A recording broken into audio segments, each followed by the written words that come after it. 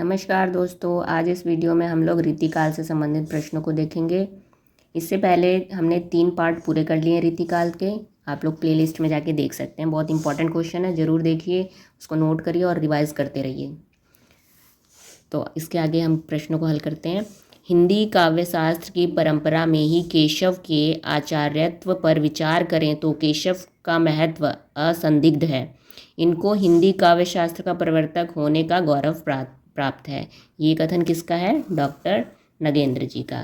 और डॉक्टर नगेंद्र ने रीतिकाल का प्रवर्तक केशव दास को ही माना है, तो ये इन्हीं का कथन है। नेक्स्ट प्रश्न, सबद सुमति मुख ते कढ़ै ले पद वचनन अर्था छंद भाव भूषण सहित मोह कही काव्य समर्थ।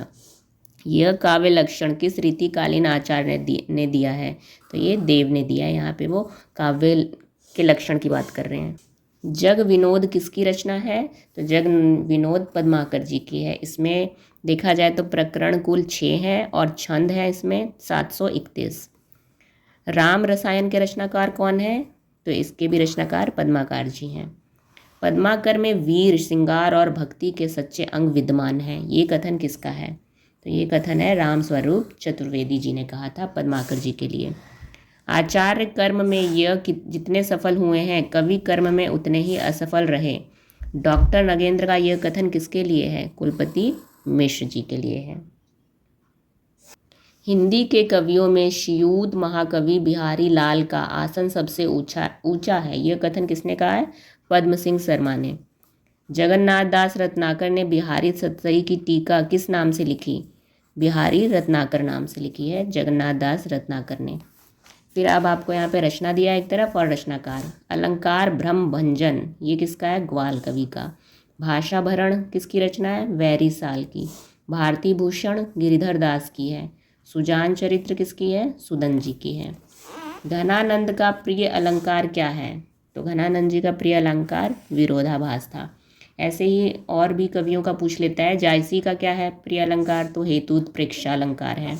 ये उत्प्रेक्षा का ही भेद में से एक है। हेतु उत्प्रेक्षा, वस्तु उत्प्रेक्षा और फलोत्प्रेक्षा, ये 3 भेद है ना उत्प्रेक्षा अलंकार के। तो जायसी का प्रिय अलंकार है हेतु उत्प्रेक्षा। तुलसी का प्रिय अलंकार रूपक है। सेनापति जी का श्लेष अलंकार और पंत का प्रिय अलंकार है मानवीकरण। मतलब इन कवियों ने अपने रचनाओं में इन अलंकारों का ज़्यादा प्रयोग किया है, इसलिए उनका प्रिय अलंकार माना जाता है। रीतिकाल का वह कौन सा कवि है जो अपनी मात्र एक कृति से हिंदी साहित्य में अमर हो गया? तो ये है बिहारी जी की एक ही रचना आई थी, बिहारी सतसई, जो कि बस वही लिख के अमर हो गए। अमर कहने का मीन्स प्रसिद्ध हो गए। भूषण का वास्तविक नाम क्या था? तो इनका नाम था घनश्याम। अभिधा उत्तम काव्य है, मध्य लक्षणा लीन, अधम व्यंजना रस बिरस, उल्टी कहत नवीन। ये पंक्तियाँ किसकी है? ये देव की है, जो कि बहुत प्रसिद्ध पंक्तियाँ हैं। काव्य विवेक किसकी रचना है? चिंतामणि की है। दृग ऊर्जत टूटत कुटुम्ब जुरत चतुर चित प्रीति, ये कथन किसका है? बिहारी जी का। और अगर इसमें अलंकार देखा जाए तो असंगति अलंकार होगा, क्योंकि दृग उरजने से कुटुंब टूट रहा है, ऐसा नहीं हो रहा है, संगति नहीं हो रही, तो असंगति अलंकार। लेकिन ये कथन है बिहारी जी का। रीतिकाल का कौन सा कवि वीर रस की काव्य रचना के लिए प्रसिद्ध है? तो ये भूषण जी हैं। प्रेम की पीर ही लेकर इनकी वाणी का प्रादुर्भाव हुआ। शुक्ल का ये कथन किस कवि के संदर्भ में है? तो घनानंद जी के। पद्माकर द्वारा रचित अलंकार ग्रंथ कौन सा है? पद्माभरण, ये किनका है? पद्माकर जी का है। शुक्ल हिंदी रीति ग्रंथों की अखंड परंपरा किससे मानी जाती है? तो चिंतामणि से। विरह वारिस के रचनाकार कौन है? बोधा की रचना है विरह वारिस। साहित्यानंद किसकी रचना है? ग्वाल की। केशव दास को रीतिकाल का प्रवर्तन किसने माना है? तो ये माना है प्रवर्तक होगा। किसने माना है? श्याम सुंदर दास, डॉक्टर नगेंद्र और गणपति चंद्रगुप्त, इन तीनों ने माना है केशव दास को रीतिकाल का प्रवर्तक। रीतिकाल को श्रृंगार काल कहने का सुझाव सर्वप्रथम किसने दिया? तो ये दिया था शुक्ल जी ने। रीतिकाल को दरबारी युग किसने कहा है? राहुल सांकृत्यायन जी ने कहा है, क्योंकि इस युग में अधिकतर क्या होता था, जो लेखक थे किसी न किसी राजा के आश्रम में रह के ही कविता करते थे, रचनाएं लिखते थे, तो राजा के दरबार में रह के, इसलिए इसे दरबारी युग कहा गया है। बिहारी जी को सर्वश्रेष्ठ कवि किस विद्वान ने माना है? तो ये भगीरथ मिश्र जी ने माना है, और शुक्ल ने इन्हें प्रतिनिधि कवि कहा था रीतिकाल का। रामचंद्रिका को छंदों एवं अलंकारों की प्रदर्शनी किसने कहा है? तो ये कहा है गुलाब राय जी ने कहा है। रामचंद्रिका केशवदास की रचना है, तो रामचंद्रिका को बहुत से नाम दिए गए हैं, जैसे गुलाब राय जी ने छंदों एवं अलंकारों की प्रदर्शनी कहा, लेकिन छंदों का अजायब घर किसने कहा रामचंद्रिका को? तो ये कहा था पीताम्बर दत्त बड़तवाल एवं रामस्वरूप चतुर्वेदी, दोनों ने कहा था। इसके अलावा फुटकल कविताओं का संग्रह किसने कहा है? तो ये पीताम्बर दत्त बड़तवाल ने ही कहा है। फुटकल पदों का संग्रह किसने कहा है? रामचंद्र शुक्ल ने। छंद शास्त्र का खजाना किसने कहा है? अज्ञे ने। ये रामचंद्रिका है केशवदास जी की, इसे ध्यान रखिएगा आप लोग। इसके अलावा मुक्तक उक्तियों का संग्रह भी इसे किसने कहा है? पीताम्बर दत्त बड़तवाल और रामस्वरूप चतुर्वेदी ने। इन दोनों लोगों ने छंदों का अजायब घर भी कहा है रामचंद्रिका को। अलग अलग वर्णों का संग्रह किसने कहा है? शुक्ल जी ने कहा है, और रामचंद्र शुक्ल ने फुटकल पदों का संग्रह भी कहा है। किसने रीतिकाल को क्षयग्रस्त का काल कहा है? डॉक्टर नगेंद्र ने। रीतिकाल में ऋतु वर्णन में सर्वाधिक सफलता किसे मिली है? तो ये मिली है सेनापति को। इनकी रचनाओं में ऋतु वर्णन बहुत अधिक मिलता है। इन्हें प्रकृति का प्रेमी भी कहा जाता है रीतिकाल का। रामचंद्रिका को असाधारण महाकाव्य किसने कहा? डॉक्टर नगेंद्र ने। रीतिकाल को गुंडेपन और सौदेपन की हरकत किसने कहा है? मार्कंडेय वाजपेयी ने। रीति कविता के रचयिता यौवन एवं बसंत के कवि हैं, ये बात किसने कही? भगीरथ मिश्र ने। रीतिकालीन कवियों को कविता का सौदागर किसने कहा है? डॉक्टर बच्चन सिंह जी ने। हरिवंश राय बच्चन जी आधुनिक काल में वो अलग है, हालावाद कवि संबंधित, ये डॉक्टर बच्चन सिंह अलग हैं। आप लोग इसमें थोड़ा कंफ्यूज मत होइएगा। भूषण की रचना शिवराज भूषण में कितने अलंकारों का वर्णन हुआ है? तो 105। शुक्ल ने देव के कितने ग्रंथों का उल्लेख किया है? तो शुक्ल जी ने देव के 23 ग्रंथों का उल्लेख किया है। नगेंद्र ने रीतिकालीन आचार्यों को कितने श्रेणी में बांटा है? तो नगेंद्र जी ने रीतिकालीन आचार्यों को 3 श्रेणी में बांटा है। उद्भावक आचार्य, व्याख्याता आचार्य, कवि शिक्षक आचार्य। वैसे तो हम लोग जानते हैं कि रीतिकालीन कवि को 3 भाग में, रीतिबद्ध कवि, रीति सिद्ध कवि और रीति मुक्त कवि, इन नामों से पढ़ा है हमने, लेकिन नगेंद्र जी ने इन 3 भागों में बांटा है। नेक्स्ट क्वेश्चन, ब्रज भाषा के श्रृंगारी कवियों की परंपरा में द्विजदेव को अंतिम प्रसिद्ध कवि समझना चाहिए, यह कथन है शुक्ल जी का। भिखारी दास को रीतिकाल का अंतिम आचार्य किसने माना है? तो भिखारी दास जी को माना है रामकुमार वर्मा ने। शुक्ल को रीतिकाल नामकरण की प्रेरणा किससे मिली? तो ये मिली है ग्रियर्सन से। रीति मुक्त काव्य को हिंदी में स्वच्छंदतावाद का पूर्वाभास किसने कहा? ये कहा है शुक्ल जी ने रीति मुक्त काव्य को स्वच्छंदतावाद का पूर्वाभास। रीति काव्य को मादक कविता का साहित्य किसने कहा है? हजारी प्रसाद द्विवेदी जी ने। रीति काल को ब्रज भाषा का अलंकृत काल किसने कहा? डॉक्टर नगेंद्र ने। इन्होंने ब्रज भाषा का अलंकृत काल कहा है। रीतिकाल के और नाम देख लेते हैं, किसने क्या नाम दिया है? अलंकृत काल नाम दिया है मिश्र बंधु ने रीतिकाल को, और रीति अलंकृत युग नाम दिया है विश्वनाथ प्रसाद मिश्र जी ने, और भाषा का अलंकृत काल कहा है डॉक्टर नगेंद्र जी ने। रीति काव्य को भारतीय श्रृंगार परंपरा का स्वाभाविक विकास किसने माना है? ये माना है डॉक्टर नगेंद्र जी ने। इसके अलावा हजारी प्रसाद द्विवेदी ने भक्ति आंदोलन को भारतीय चिंतन धारा का स्वाभाविक विकास कहा है। तो देखिए यहाँ पे 2 कथन है, जो एक तो है रीति काव्य को भारतीय श्रृंगार परंपरा का स्वाभाविक विकास, ये डॉक्टर नगेंद्र ने माना है, लेकिन भक्ति आंदोलन को भारतीय चिंतन धारा का स्वाभाविक विकास, ये हजारी प्रसाद द्विवेदी जी ने माना है। तो ये स्वाभाविक विकास दोनों जगह, तो इससे कन्फ्यूज़न हो जाता है, इसलिए एक ही जगह प्रश्न कर दिया है। आप लोग इसे ध्यान से नोट करके याद करते रहिए। डॉक्टर नगेंद्र के अनुसार किस कवि में सबसे पहले रीति संकेत असंदिग्ध रूप से मिलते हैं? तो ये आप बताइए, डॉक्टर नगेंद्र के अनुसार किस कवि में सबसे पहले रीति संकेत असंदिग्ध रूप से मिलते हैं? ये इसका उत्तर आप लोग दीजिएगा कमेंट में। रीति काल रुग्ण मनोभावों का काल है। इस काल की श्रृंगार भावना में रुग्ण मनोभाव है। ये कथन है हजारी प्रसाद द्विवेदी जी का। हिंदी का प्रथम रीति साहित्य ग्रंथ कौन सा है? तो हिंदी का प्रथम रीति साहित्य तो ये है हित तरंगिणी और इसके रचनाकार हैं कृपाराम। अवधी भाषा में रचित प्रथम रीति निरूपक ग्रंथ कौन सा है? तो ये है बरवे नायिका भेद। हिंदी की प्रथम सतसई है कौन सी है? हिंदी की प्रथम रहीम सतसई, और ये कौन मानते हैं? गुलाब राय मानते हैं। हिंदी में ध्वनि के प्रथम आचार्य किन्हें माना जाता है? तो कुलपति मिश्र जी को। रीति काल में लक्षण ग्रंथ लिखने वाले अंतिम प्रसिद्ध कवि कौन थे? पद्माकर। रीतिबद्ध और रीति सिद्ध दोनों काव्य धाराओं का संस्पर्श करने वाले कवि कौन है? द्विज देव। रीति काल के संदर्भ में सर्वप्रथम रीति शब्द का प्रयोग किसने किया है? ग्रियर्सन ने। रीति काल का सम्यक परिवर्तन केशव दास द्वारा भक्ति काल में ही हो गया था। ये कथन किसका है? विश्वनाथ प्रसाद मिश्र जी का। किस कवि ने श्रृंगार, वीर एवं भक्ति तीनों रस से संबंधित काव्य रचनाएं की थी? तो पद्माकर ने की थी। किसने रीति को काव्य का द्वार कहा है? ये कहा है देव ने। और किस, देखिए इस लाइन से, ताते पहले बरनिए काव्य द्वार रस रीति, तो ये इनकी पंक्ति से सिद्ध होता है कि इन्होंने रीति को काव्य का द्वार कहा है, देव ने। देव की ध्वनि संवेदनशीलता समूचे रीति काल में अप्रतिम है।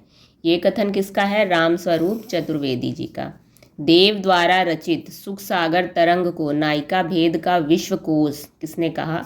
डॉक्टर नगेंद्र ने। तुक को सर्वप्रथम काव्यांग के रूप में किसने ग्रहण किया था? ये किया था भिखारी दास ने। शुक्ल ने रीति काल का विवेचन कितने प्रकरणों के अंतर्गत किया था? तो इन्होंने 3 प्रकरण के अंतर्गत किया था। प्रकरण 1 में है सामान्य परिचय, प्रकरण 2 रीति ग्रंथकार कवि, प्रकरण 3 रीति काल के अन्य कवि नाम से। यह काव्य में अलंकार का स्थान प्रधान समझने वाले चमत्कारी कवि थे। केशव दास के संबंध में यह कथन किसने कहा है? तो ये शुक्ल जी ने कहा है। शुक्ल ने केशव दास के कितने ग्रंथों का उल्लेख किया है? 7 ग्रंथों का। रसिक प्रिया, कवि प्रिया, रामचंद्रिका, वीर सिंह देवचरित, विज्ञान गीता, रतन बावनी, जहांगीर जस चंद्रिका, ये सारी केशव दास की रचनाएं हैं। 7 रचनाओं को शुक्ल जी ने उल्लेख किया है। रीति कविता को शुद्ध सामंतीय वातावरण की सृष्टि किसने कहा है? डॉक्टर नगेंद्र ने। राहुल सांकृत्यायन ने आदिकाल को सिद्ध सामंत काल कहा है। तो देखिए यहाँ पे कन्फ्यूज़न क्या होगा कि रीति कविता को शुद्ध सामंतीय, जो सामंतीय वर्ड आया इससे कन्फ्यूज़न हो सकता है। सामंतीय वातावरण की सृष्टि कहा है डॉक्टर नगेंद्र ने, जबकि सिद्ध सामंत काल कहा है आदिकाल को राहुल सांकृत्यायन ने। ठीक है। हाल की सतसई को रीति काव्य का प्रथम प्रेरक ग्रंथ किसने कहा है? डॉक्टर नगेंद्र ने। रीति काल के प्रारंभिक श्रेष्ठ कवि बिहारी हैं, तो पद्माकर अंतिम श्रेष्ठ कवि। वास्तव में ये रीति काल के 2 छोर हैं। ये कथन किसका है? विश्वनाथ त्रिपाठी का है। किसने बिहारी सतसई को हिंदी में श्रृंगार सतसई परंपरा की प्रथम रचना कहा है? बिहारी सतसई को किसने कहा है कि श्रृंगार सतसई परंपरा की प्रथम रचना है? हजारी प्रसाद द्विवेदी ने। बिहारी सतसई को प्रेम के चौगान का खेल, ये कथन किसने कहा है? प्रेम के चौगान का खेल डॉक्टर बच्चन सिंह ने। रीति काल को अलंकार साहित्य का स्वर्ण युग किसने कहा है? डॉक्टर नगेंद्र जी ने। रतन बावनी में केशव दास ने किसकी वीरता का वर्णन किया है? तो रत्न सिंह का। ये 6 छंद में लिखा है। रतन बावनी केशव दास की रचना है। किसकी भाषा को शुक्ल ने ललित और सानुप्रास कहा है? तो ये चिंतामणि की भाषा को। जसवंत सिंह द्वारा भाषा भूषण में किसका अनुकरण हुआ है? चंद्रलोक रचना है जयदेव की। इन्होंने बोला जसवंत सिंह द्वारा रचित भाषा भूषण में किसका अनुकरण हुआ है? तो चंद्रलोक का अनुकरण किया इन्होंने, और ये चंद्रालोक है रचना जयदेव की। जसवंत सिंह द्वारा रचित भाषा भूषण पर अलंकार रत्नाकर नाम से टीका किसने लिखी? तो ये लिखी है वंशीधर ने। और गुलाब कवि ने भूषण चंद्रिका नाम से टीका लिखी थी इस पे, भाषा भूषण। के ऊपर, है ना। और अगला है साहित्य सार किसकी रचना है, तो ये मतीराम की है। अन्य रचना मतीराम की और रचना है ललित ललाम, छंदसार, रसराज, लक्षण श्रृंगार। ये सारी रचनाएं मतीराम जी की है।